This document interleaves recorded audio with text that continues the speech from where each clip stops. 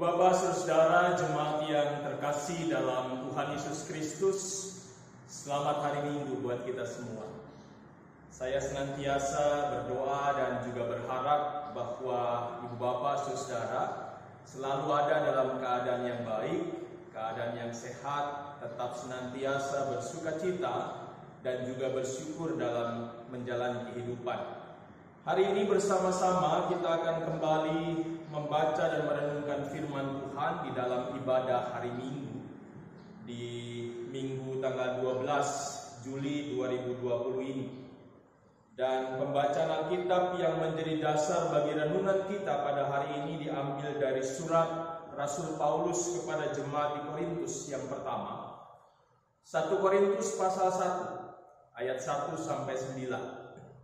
Mari kita persiapkan Alkitab kita dan mari juga kita persiapkan hati dan pikiran kita untuk mendengar dan merenungkan firman Tuhan. Saya mengajak Bapak Ibu Saudara kita semua mari berdoa. Tuhan Allah Bapa kami di dalam surga, Allah yang mengasihi kami sungguh bersyukur karena hari lepas hari, khususnya sepanjang minggu ini, berkat dan kasih Tuhan kami boleh rasakan dalam kehidupan kami. Kami boleh merasakan penyertaan Tuhan sehingga kami tetap mampu menjalani hidup kami meskipun di dalamnya kami harus menghadapi tantangan dan pergumulan. Saat ini kami berkumpul bersama-sama untuk beribadah, memuji dan memuliakan nama Tuhan. Dan dalam ibadah ini kami juga rindu untuk kembali mendengar dan merenungkan firman-Mu. Karena kami semua menyadari betapa pentingnya firman Tuhan dalam hidup kami untuk terus menuntun kami dan juga mengarahkan kami agar hidup kami selalu sesuai dengan apa yang Tuhan kehendaki. Kami akan membaca dan merenungkan firman-Mu, biarlah Roh Kudus-Mu menguasai hati dan pikiran kami agar kami mampu untuk mendengarkan, merenungkan dan terlebih lagi melakukan firman-Mu dalam kehidupan kami. Berfirmanlah Tuhan, karena kami siap untuk mendengarkannya. Amin. Mari Ibu Bapak Saudara, anak-anak yang dikasihi Tuhan, kita membaca bagian Alkitab dari 1 Korintus pasal 1 ayat 1 sampai yang ke-9. Dari Paulus yang oleh kehendak Allah dipanggil menjadi Rasul Kristus Yesus, dan dari Sostenes saudara kita, kepada jemaat Allah di Korintus, yaitu mereka yang dikuduskan dalam Kristus Yesus dan yang dipanggil menjadi orang-orang kudus, dengan semua orang di segala tempat yang berseru kepada nama Tuhan kita Yesus Kristus, yaitu Tuhan mereka dan Tuhan kita. Kasih karunia dan damai sejahtera dari Allah Bapa kita dan dari Tuhan Yesus Kristus menyertai kamu.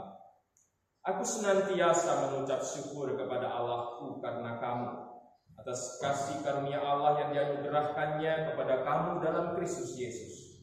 Sebab di dalam Dia kamu telah menjadi kaya dalam segala hal, dalam segala macam perkataan dan segala macam pengetahuan, sesuai dengan kesaksian tentang Kristus yang telah diteguhkan di antara kamu. Demikianlah kamu tidak kekurangan dalam suatu karunia pun, sementara kamu menantikan penyataan Tuhan kita Yesus Kristus. Ia juga akan meneguhkan kamu sampai kepada kesudahannya, sehingga kamu tak bercacat pada hari Tuhan kita Yesus Kristus. Allah yang memanggil kamu kepada persekutuan dengan anaknya Yesus Kristus Tuhan kita adalah setia. Demikianlah pembacaan Alkitab. Yang berbahagia adalah setiap kita yang mau senantiasa memelihara firman Tuhan dalam setiap langkah kehidupan kita. Terpujilah Yesus Kristus. Haleluya. Bapak Ibu Saudara yang terkasih, anak-anak yang dikasihi Tuhan, mungkin kita pernah mengalami pengalaman yang tidak menyenangkan dalam kehidupan kita. Berbagai macam bentuk pengalaman-pengalaman tidak menyenangkan mungkin pernah kita rasakan. Salah satunya adalah pengalaman kita ditolak atau tidak diakui oleh orang lain. Makanya ada sebuah peribahasa mengatakan bertepuk sebelah tangan. Ini menggambarkan juga bagaimana dalam kehidupan kita terkadang kita mengalami penolakan, kita mengalami tidak diakui keberadaan kita, kehadiran kita oleh orang lain. Dan tentu saja saat kita mengalami itu, bukan perasaan yang menyenangkan yang kita bisa rasakan dalam kehidupan kita. Seorang sosiolog mengatakan, Abraham Maslow pernah mengatakan bahwa salah satu kebutuhan utama manusia adalah diakui orang lain. Sehingga saat kita sebagai manusia tidak diakui keberadaannya, tidak kemudian diakui kehadiran kita dalam sebuah komunitas atau dalam kebersamaan kita dengan orang lain, tentunya tidak menyenangkan buat kita. Nah, kalau kita menghadapi situasi seperti itu, bagaimana respon yang kemudian muncul dalam kehidupan kita dari diri kita sendiri menghadapi situasi seperti ini? Tentunya berbagai macam respon akan muncul dari diri kita masing-masing, dan itu bergantung kepada masing-masing kita meresponinya. Karena ada orang yang bisa menerima apapun yang dilakukan orang lain, apapun yang diperbuat orang lain, bahkan saat orang lain tidak mengakui keberadaannya, menolak keberadaannya. Ada orang yang biasa-biasa saja. Ada orang yang bisa menerima, bahkan mungkin bisa menerima dengan lapang dada. Tetapi ada juga orang-orang yang mungkin lebih banyak orang merasa bahwa saat menghadapi situasi itu, saat ditolak, saat tidak dihargai, saat tidak diakui keberadaannya, muncul kekecewaan, muncul bahkan mungkin kemarahan. Dan pada saat kita mengalami itu, pada saat kita kemudian memunculkan kekecewaan dan kemarahan, kita akan cenderung menjadi orang yang juga membuat atau berbuat sebaliknya kepada orang-orang yang melakukan itu. Kita menjadi orang yang tidak peduli. Kalau misalnya ada dalam sebuah komunitas pertemanan atau komunitas apapun itu bentuknya, kita tidak dihargai, kita mungkin nggak menjadi orang yang nggak peduli dengan orang-orang itu, dengan komunitas itu.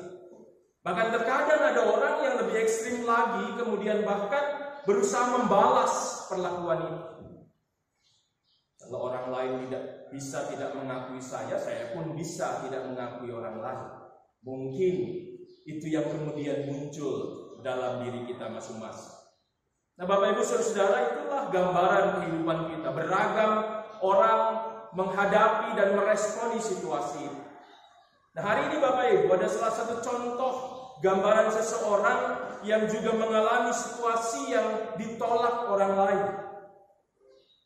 Situasi di mana dia tidak diakui keberadaannya. Siapa dia? Dia adalah Paulus. Bapak Ibu Saudara, Paulus itu ditolak, tidak diakui kerasulannya. Berbagai macam penyebab membuat ada sebagian orang meragukan kerasulan Paulus, sehingga kemudian ini juga menjadi salah satu penyebab kelompok-kelompok muncul dalam jemaat di Korintus. Kita lihat di dalam pasal 1 ayat 12 itu kan paling tidak digambarkan di situ ada 3 kelompok. Ada golongan Paulus, ada golongan Apolos, atau golongan Kefas, atau golongan Tuhan. Jadi ada 4. Jadi paling tidak ada 2 kelompok-kelompok itu yang juga menggambarkan bagaimana kelompok-kelompok lain selain golongan Paulus itu tidak mengakui keberadaan Paulus, tidak mengakui bahkan kerasulan Paulus. Penyebabnya beragam, Bapak Ibu Saudara. Karena yang pertama mungkin penyebabnya adalah seringkali kalau orang bicara tentang rasul itu selalu dihubungkan dengan 12 murid Yesus atau 12 rasul gitu. Sehingga kalau bukan 12 murid, bukan orang yang menyaksikan langsung kematian, kebangkitan Kristus, tidak layak disebut rasul. Padahal kalau kita kemudian merujuk kepada makna dari kata rasul itu berasal dari kata apostolos yang artinya adalah utusan. Jadi kalau kita mengacu kepada arti atau makna apostolos, ya, Paulus bisa dikatakan sebagai seorang rasul karena dia adalah utusan dari Tuhan.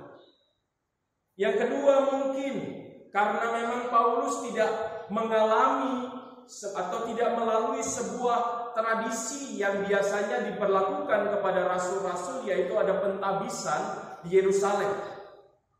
Jadi sebelum menjalankan tugas sebagai rasul, ada tradisi orang-orang Yahudi itu untuk ditabiskan dulu di Yerusalem. Nah, Paulus tidak mengalami itu. Paulus mengatakan bahwa saya mendapatkan langsung tugas ini dari perjumpaan saya dengan Tuhan Yesus saat saya ada di Damsyik. Sehingga dia mengatakan kerasulannya sebenarnya tidak perlu diragukan. Dan inilah yang terus-menerus dia ucapkan dalam surat-suratnya. Paling tidak Bapak Ibu Saudara, kalau kita membaca keseluruhan surat-surat Rasul Paulus, baik kepada jemaat-jemaat ataupun juga kepada orang-orang atau murid-murid atau juga rekan-rekan sepelayanannya, ada kurang lebih 20 kali Paulus menegaskan tentang kerasulan diri. Nah, Bapak Ibu Saudara, kita lihat bahwa ini adalah sebuah kondisi yang dialami Rasul Paulus waktu itu. Dia ditolak oleh sebagian jemaat di Korintus. Dia tidak dihargai, tidak diakui kerasulannya oleh sebagian jemaat di Korintus. Tadi kalau saya kembali kepada pengantar dalam khotbah ini, Bapak Ibu Saudara, tentunya ada beragam respon begitu ya. Tetapi kalau kemudian kita lihat apa yang dilakukan Paulus, Bapak Ibu Saudara, Paulus menjadi sosok yang menjadi termasuk di dalam golongan yang tadi saya sebutkan, golongan pertama saat merespon perilaku atau tindakan itu. Golongan pertama yang dikatakan tadi adalah golongan yang bisa menerima perlakuan itu. Bisa kemudian menerima, bahkan juga tidak membalas perlakuan itu. Tapi sebaliknya Bapak Ibu Saudara, lewat surat-surat yang ditujukan kepada jemaat-jemaat, khususnya jemaat di Korintus, Paulus mau tunjukkan, saya tetap memberikan perhatian saya. Meskipun ada orang yang tidak menerima saya, meskipun ada orang yang menolak saya, meskipun ada orang yang tidak menghargai saya tetap memberikan perhatian. Saya tidak menjadi orang yang tidak peduli seperti yang mungkin dilakukan sebagian orang. Dan ini menjadi contoh buat kita semua, bagaimana dalam kehidupan kita juga harus melakukan ini. Jangan membalas kejahatan dengan kejahatan. Tapi Tuhan selalu ingatkan kita untuk senantiasa terus menyatakan kasih meskipun ada orang-orang yang berbuat jahat, ada orang-orang yang tidak berbuat baik kepada kita. Kita tetap harus menjadi anak-anak Tuhan yang terus hidup dalam kasih, yang tidak membalas kejahatan dengan kejahatan. Dan ini yang kemudian dilakukan oleh Paulus. Dia tunjukkan perhatian kepada jemaat di Korintus yang saat itu sedang mengalami sebuah persoalan. Salah satu persoalan tadi saya sebutkan adalah ada kelompok-kelompok yang muncul di jemaat itu, yang ini mengindikasikan ada perpecahan dalam jemaat itu. Kalau Paulus pada saat itu merasa atau kemudian dalam bahasa zaman sekarang baper begitu ya dengan perlakuan sebagian dari jemaat di Korintus, mungkin dia nggak akan peduli. Mungkin saat itu dia akan acuh, biarin aja itu jemaat di Korintus bermasalah. Tetapi Paulus tidak seperti itu. Kembali saya harus tegaskan, Paulus tidak membalas perlakuan mereka dengan perlakuan yang serupa kepada jemaat di Korintus. Meskipun jemaat di Korintus sebagian tidak mengakui, dia tetap mengakui jemaat di Korintus adalah jemaatnya, jemaat yang juga dihasilkan dari perjalanan pelayanannya, sehingga dia juga harus tetap kemudian menunjukkan perhatian kepada mereka. Ini wujud kasih Paulus kepada Korintus. Ini wujud nyata bahwa Paulus pada saat itu tetap mengasihi meskipun ada orang-orang yang tidak mengasihi dia. Dan ini bukan hal yang mudah dilakukan Bapak Ibu Saudara. Dan tadi saya terus jelaskan atau tegaskan, seringkali orang kalau sudah dikecewakan orang, kalau sudah diperlakukan tidak baik orang lain, berusaha pasti kebanyakan akan membalasnya atau menjadi pribadi yang tidak acuh. Jarang-jarang ada orang yang kemudian tetap bisa mengasihi orang lain kalau sudah dikecewakan, kalau sudah disakiti, kalau sudah ditolak dan tidak diakui. Tetapi Paulus menunjukkan diri sebagai seorang yang benar-benar percaya dan beriman kepada Tuhan, juga mau menyatakan kasih Tuhan, sehingga dia kemudian tetap menyatakan kasihnya kepada jemaat-jemaat di Korintus. Dan ini menggambarkan juga, karena Paulus merasa ini adalah jemaat saya, jemaat Tuhan yang dibentuk melalui saya, jemaat yang dipercayakan Tuhan untuk juga saya layani. Jadi sebagai seorang pelayan Tuhan, saya harus terus memperhatikan mereka, harus terus berusaha untuk menyatakan kasih kepada mereka, dan itu yang saya harus lakukan. Nah, Bapak Ibu Saudara, sebagai seorang pelayan Tuhan, pastinya kita selalu akan merasakan kami sebagai pelayan-pelayan Tuhan juga harus melakukan hal seperti itu. Kami harus terus memperhatikan jemaat dalam keterbatasan, dalam kelemahan kami. Kami harus benar-benar menjadi seorang pelayan yang selalu mengetahui keberadaan jemaat, terus mendoakan mereka paling tidak. Tapi pertanyaan buat kita seluruh warga jemaat, kepada Bapak Ibu Saudara, anak-anak yang dikasih Tuhan, pernahkah dalam kehidupan kita, dalam doa-doa kita sisipkan doa buat para pelayan-pelayan kita, buat para pendeta, buat para diaken penatua, buat orang-orang yang melayani di pelekat-pelekat, di unit-unit misioner, buat para karyawan kita, karyawan gereja. Pernahkah kita doakan mereka? Pernahkah kita menghargai apa yang mereka berikan dalam pelayanan kepada kita?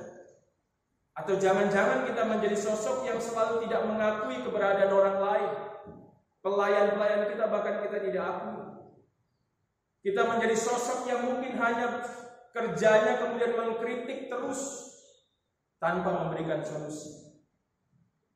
Ada sebuah pepatah bilang, kalau kita tidak bisa memperbaiki sesuatu, paling tidak jangan kemudian kita merusak sesuatu.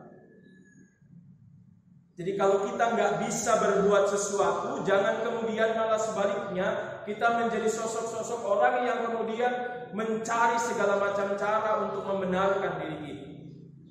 Kadang-kadang ini terjadi dalam keberadaan persekutuan. Ada orang-orang yang nggak memberikan apa-apa, tapi bicaranya banyak sekali. Kerjanya protes terus. Kerjaannya nggak pernah puas dengan apa yang dilakukan para pelayan-pelayan Tuhan di dalam gereja. Yang ada seringkali malah jadi provokator di dalam gereja. Dan kata-katanya sih orang-orang seperti itu adalah orang-orang yang memang nggak bisa memberi atau nggak mau memberi. Dan ini terbukti kadang-kadang kalau memberi bantuan, kalau orang-orang yang banyak bicara itu biasanya sedikit memberi bantuan. Nggak tahu ini apakah memang sudah menjadi tabiat banyak orang atau bagaimana. Tetapi yang jelas kita belajar hari ini Bapak Ibu Saudara, bahwa lewat apa yang dilakukan Rasul Paulus, kita belajar bagaimana juga senantiasa menghargai keberadaan pelayan-pelayan Tuhan yang juga selalu memberikan dirinya untuk melayani Tuhan. Bukan berarti bahwa kemudian para pelayan-pelayan Tuhan tidak boleh dikritik, tidak boleh diberikan masukan. Tapi kita harus lihat apa yang sudah dikerjakan, baru kemudian kita bisa menilai. Dan kalaupun kita bisa memberikan masukan, berikanlah masukan yang baik, yang bijak, supaya semua bisa menerima dengan baik. Jangan kemudian hanya mencari-cari kesalahan dari para pelayan-pelayan Tuhan. Nah, Bapak Ibu Saudara, kembali dalam bacaan firman Tuhan.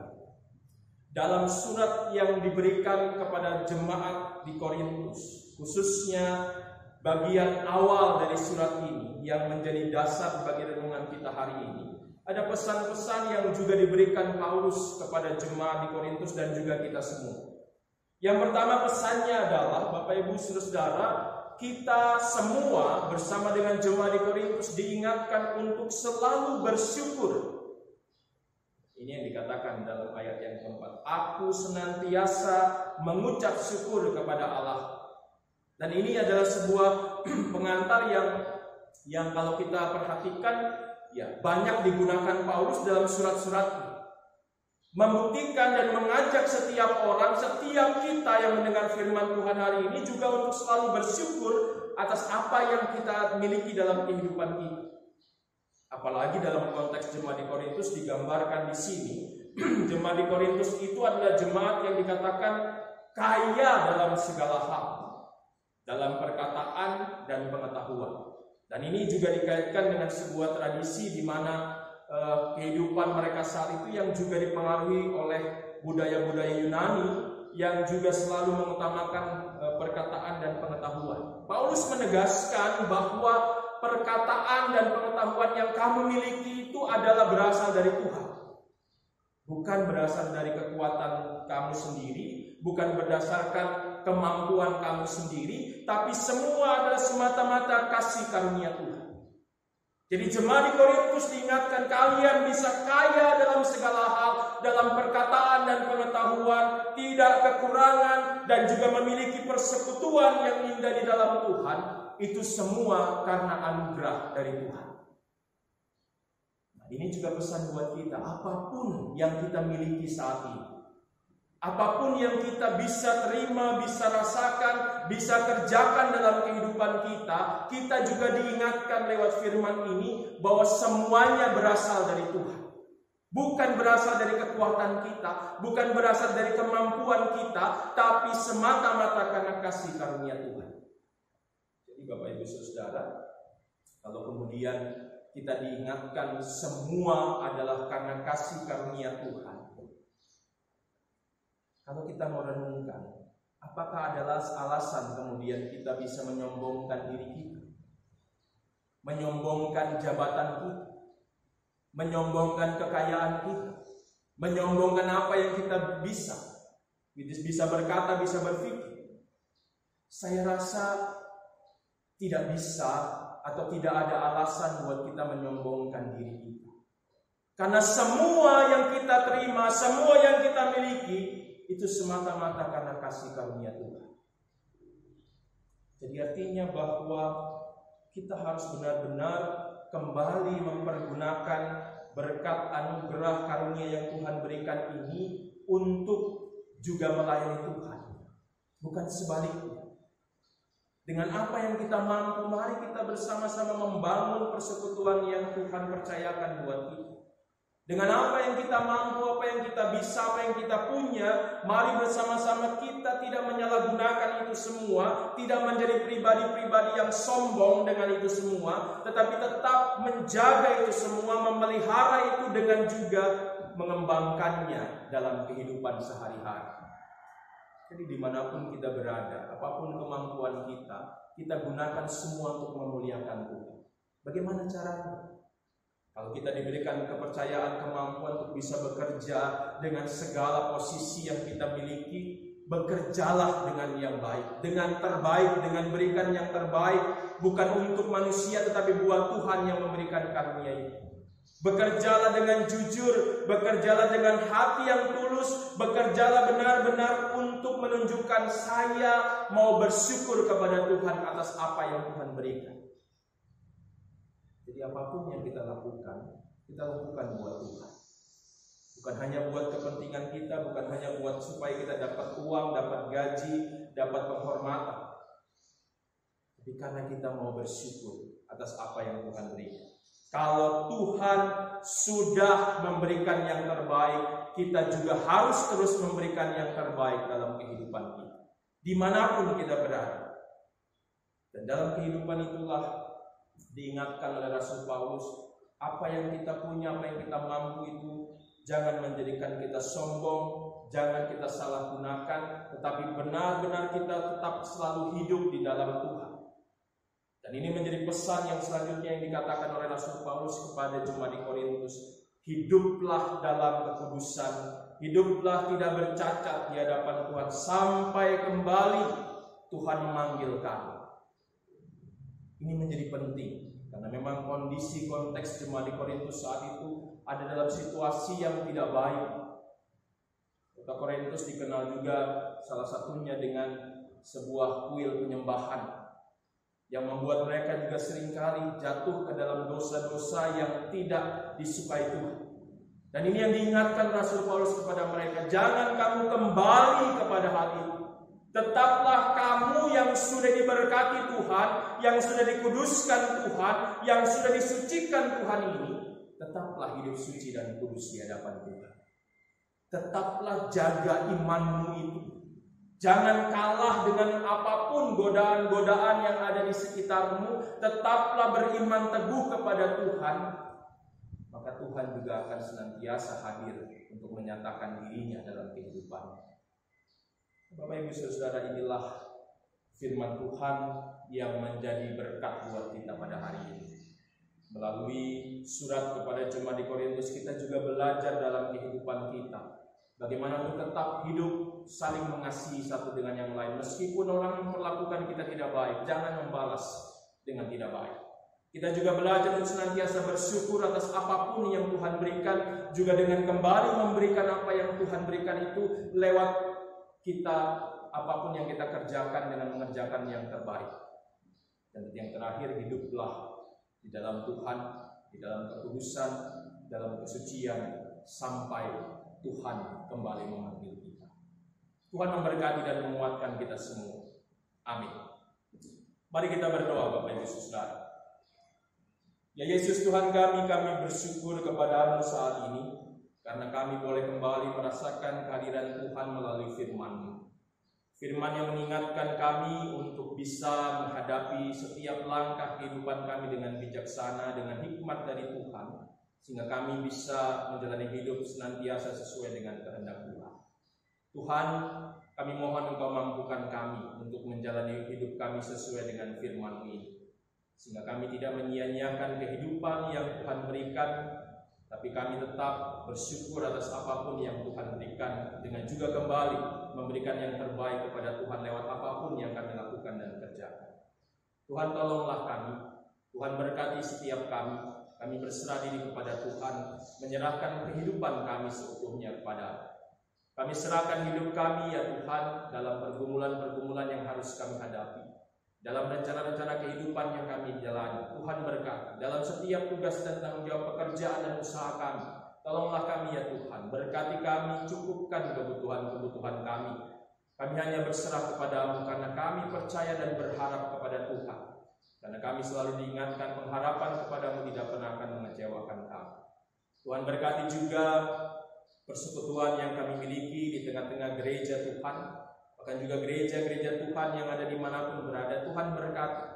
Saat ini kami berdoa khususnya buat jemaat GPIB Air Hidup Kamal. Tuhan senantiasa memberkati persekutuan kami. Meskipun hingga saat ini kami masih belum bisa berkumpul bersama-sama di gedung gereja, tapi biarlah persekutuan tetap terjaga dan pelihara bersama-sama dengan Tuhan dan juga keluarga, bahkan juga rekan saudara-saudara kami. Kami doakan jemaat ini Tuhan dengan segala pelayanan kesaksian yang dilakukan, dengan segala rencana-rencana yang dilakukan dan dikerjakan, biarlah Tuhan yang terus memberkati. Kami doakan khususnya buat rencana dimulainya proses renovasi pastori. Kami juga doakan juga rencana kami untuk juga mengembangkan ekonomi gereja dengan membuat kolam-kolam lele. Tuhan memberkati semuanya. Kami percayakan semua Tuhan, dan biarlah Tuhan yang mencukupkan semua kebutuhan-kebutuhannya. Dan kami semua bersyukur atas keberadaan persekutuan ini. Biarlah kami juga bisa jadi berkat bukan hanya untuk masing-masing kami atau persekutuan ini, tapi juga bagi banyak orang yang ada di sekeliling kami. Tuhan berkati juga jemaat-jemaat Tuhan yang saat ini dalam keadaan sakit. Kami doakan khususnya buat keluarga Ohi. Tuhan berkati mereka semua. Tuhan pulihkan dan Tuhan sembuhkan dengan kuat kuasa Tuhan. Dan biarlah mereka semua juga boleh mengikuti semua proses penyembuhan yang saat ini dilakukan. Kami juga doakan buat semua saudara-saudara kami yang dalam kelemahan-kelemahan tubuh mereka. Tuhan berkati senantiasa. Kami mempercayakan Tuhan keberadaan persekutuan ini kepada-Mu. Para pelayan-pelayan-Mu bersama dengan warga jemaat-Mu, Tuhan berkati selalu. Biarlah kami terus boleh menjadi saksi-saksi Tuhan dimanapun kami berada. Kami juga teringat dan berdoa senantiasa buat bangsa dan negara kami. Tuhan berkati bangsa dan negara kami. Tuhan berkati para pemimpin-pemimpin kami. Dan semua proses pemulihan bangsa ini kami serahkan kepada Tuhan. Biarlah semua kebijakan-kebijakan yang diambil semua bisa bermanfaat bagi masyarakat, dan kami semua warga negara boleh mengikuti semuanya. Kami doakan Bapak Presiden, Wakil Presiden bersama para menteri, Forkopimda yang di tingkat provinsi, kabupaten, kota, kecamatan, kelurahan, desa, bahkan juga RW dan juga RT. Tuhan berkati senantiasa.